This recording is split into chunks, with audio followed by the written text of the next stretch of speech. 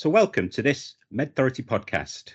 In this episode, we'll be discussing real-world study evidence for managing atrial fibrillation and stroke prevention. I'm joined today by Professor Greg Lip and Dr. Marco Proietti. Professor Lip, could you introduce yourself? Hello, I'm Gregory Lip. I'm Professor of Cardiovascular Medicine in the Liverpool Centre for Cardiovascular Science at the University of Liverpool, Liverpool John Moores University, and the Liverpool Heart and Chest Hospital, as well as the Department of Clinical Medicine in Aalborg University, Denmark. Wonderful, thank you. Dr. Proietti, could you introduce yourself for our audience? Yeah, hello to everyone. I'm Dr. Marco Proietti. I'm currently Associate Professor of Internal and Geriatric Medicine at the University of Milan, and I'm also Senior Research Fellow to Professor Lip at the Liverpool Centre for Cardiovascular Science. That's great, thank you. So in this episode, we'd really like to understand what is the role of real-world evidence for managing stroke prevention in AF. How does it compare to randomized clinical trials, and how do we apply the findings from some of the real-world evidence cohorts into clinical practice? So if I may hand over to you, Professor Lip. Thank you. Well, Marco, I mean, we are in the scenario now, we are spoiled for choice, because think about this 10, 15 years ago when we were prescribing anticoagulation for stroke prevention, we only had warfarin or vitamin K antagonists and nothing else. And today, apart from the vitamin K antagonists, we have up to 4 NOACs or non-vitamin K antagonists or anticoagulants, or sometimes referred to as DOACs, direct oral anticoagulants, available. So we're spoiled for choice. And in a sense, maybe that's a good thing, because we do have the randomized trials telling us how the DOACs are showing at least as good as and sometimes better efficacy from compared to warfarin. And in terms of safety, certainly it is, especially for the more serious bleedings, and including intracranial bleeding, the DOACs are safer than warfarin. And I suppose the challenge now is how do we to interpret those trials, especially in our everyday real-world practice. And Marco, I mean, your clinical practice includes many patients who are elderly and multi-morbid and frail, and you could say that almost typifies these atrial fibrillation patients who very often are clinically complex. I mean, what are your observations from your practice?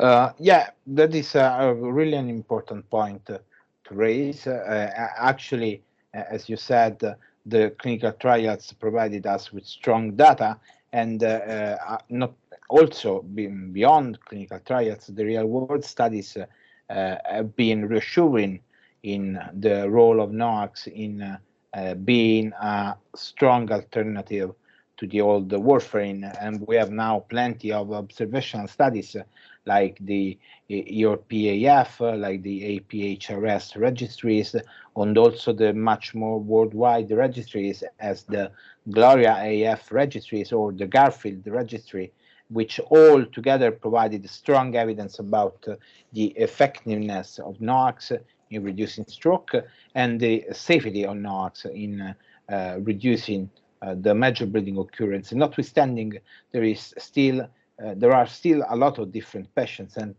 that for which evidence is not yet so solid. And for example, the one you mentioned, the one which we actually call patients with a prominent clinical complexity, are those for which probably this evidence is still a little bit lacking compared to the usual AF patients. And the problem is that those patients have contemporary a lot of diseases. They do take a lot of different drugs that maybe sometimes can interact with each other. And also these patients are very often frail. And when we speak about frailty, we do intend a condition in which the patient has a limited and reduced physiological function and physiological reserve, which clearly expose the patient to a very high risk of adverse events and death and dependence.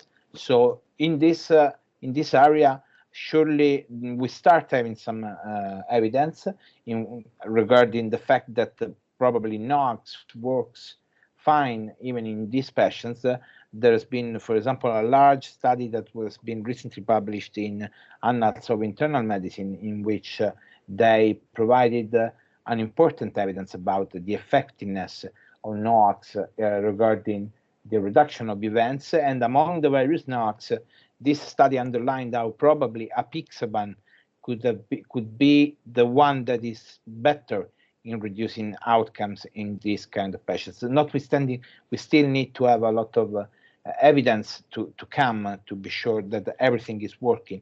And I think that is probably true also for other groups of patients, for example, those with extreme weights. What do you think about this, Greg? Yes, and I think this is where real-world evidence is complementary to the clinical trial evidence. I don't think any one of us doubts that the gold standard for when you want to compare one intervention against another intervention is the randomized controlled trial. Having said that, those randomized trials have selective inclusion-exclusion criteria, and they are all enthusiastic patients followed up by enthusiastic investigators every 4 weeks in a research clinic. And the real world, of course, is when you and I see patients, we're not keeping the patient in our clinic for 2 hours per patient because we just don't have time in a very busy everyday health service under pressure. And there are many groups of patients in the real world that are really underrepresented in the randomized trials. And you've highlighted one category, which is the extremes of body weight. They're very underweight, and of course the extreme overweight. And in fact, those are the groups of patients sometimes many clinical colleagues actually do ask what's the best way to treat patients with DOACs in those groups of patients. And I think it's probably fair to say the real evidence does suggest there's no material difference in terms of effectiveness and safety for the NOACs when compared to warfarin, irrespective of the body mass index strata. So at least we can be reasonably confident that we can use those drugs. The ERA practical guide on the use of DOACs suggests that if you are a bit concerned about whether or not there's enough anticoagulant effect on board, for the factor Xa inhibitors is to do, and factor Xa assay, to activity assay, just to show that at least there's some anticoagulant effect. And with dabigatran, there's other tests like acrin clotting time and thrombin time, just to ensure that there's enough anticoagulant effect on board. It's not like the warfarin days where you can measure an INR. But I do like the point you raised, Marco, about these clinical complex patients, because we physicians sometimes have tended to look at atrial fibrillation as a binary yes/no condition, but the reality is that and not only we look at AF as a binary yes/no, we look at some risk factors associated with AF in a yes/no phenomenon. And I'll give you an example: AF and diabetes. Well, very likely the diabetic patient with AF is going to have heart failure, vascular disease, and heart failure and renal impairment. And whilst we can do in various analyses statistical adjustments on multivariate analysis, but the reality is each of those conditions individually does have an impact on the outcomes of interest for our patients, and for example, stroke and mortality. So hence this complexity clusters, and I think that's really important because we do see these patients are higher risk, as you mentioned earlier. They are clinically complex, they are higher risk of stroke, mortality, hospitalization, heart failure. But paradoxically, also bleeding, and paradoxically, there is a greater chance of not giving them evidence-based treatments like anticoagulation, and furthermore, greater chance of discontinuation. And this is some of your recent work, Marco, that you've published, and I think that's really important to highlight that AF patients are very often in complexity clusters that impact on their outcomes. Paradoxically, they're undertreated. Yeah, that is true. Unfortunately, we have been able to see that those patients that show the higher complexity, which means higher number of diseases, higher number of drugs, more prominent frailty, are usually less likely treated with oral anticoagulants, but also they are more likely, discontinued with the treatment throughout the follow-up. And unfortunately, as you underlined, those are exactly the patients that are at higher risk of adverse events, primarily obviously stroke, but also cardiovascular death, overall death, hospitalization, failure, and everything else.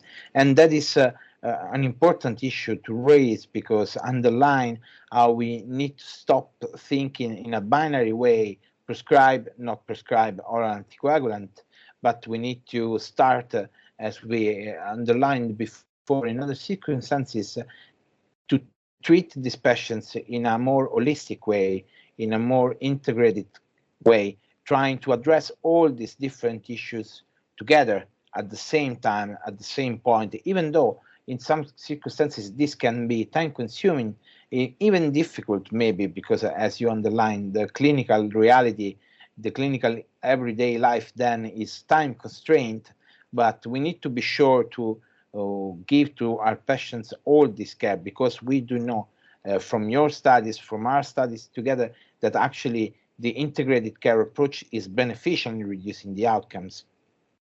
Yes, indeed. And if we go by prospective data, the MAFA trial, actually, which was a prospective cluster randomized trial, the multimorbidity subgroup, the benefits were certainly there in terms of reducing the outcomes of stroke and mortality and hospitalization, because given hospitalization is a big driver of healthcare costs, I think it's important that it's so important that we manage the whole patient, not just a bit of the patient. But the final point maybe to make, and may well be definitely an area to assess in the future, is the fact that risk is not static. Risk changes over time, and risk changes with aging and with incident comorbidities. And our challenge is how we integrate all of that together into a risk model. But that was a great discussion, Marco. Yeah, you're definitely right, and we still have a lot of work to do in this area. And but as you underlined, the main issue is that the risk is dynamic, as we know from 2 or 3 different of your works published last year or a couple of years ago. We have seen how the dynamic of risk have a direct impact in increasing the actual risk of events. So we need to be able to control all of this at the same time by providing the best care, the best integrated care, since as we know from even, for example, from some of our recent papers, we have seen how integrated care is able to reduce consistently the risk of outcomes in those clinically complex patients, those with multimorbidity, those with frailty, those with polypharmacy, but even though in those patients that have all these conditions together. So the more patients are complex, apparently, as we have shown with this data, which notwithstanding are still only observational, are able to reduce even more prominently the risk. But still, we still need some more data coming from trials. That's great. Thank you, Dr. Proietti, for wrapping up on that really important point. I think, Professor Lipp, you made the point that real-world evidence is there to complement randomized controlled trials. Marco, you made a great point about the multimorbid patient, looking at the patient as a whole, and it's all about managing that risk long-term, and it's not static, and it is dynamic along with a patient's journey. All that remains for me to do is thank you again, Professor Lipp and Dr. Proietti, for your invaluable input and a really interesting discussion. All that remains is to say, please do visit www.medthority.com for the next episode in this podcast series, and we look forward to welcoming you again very soon.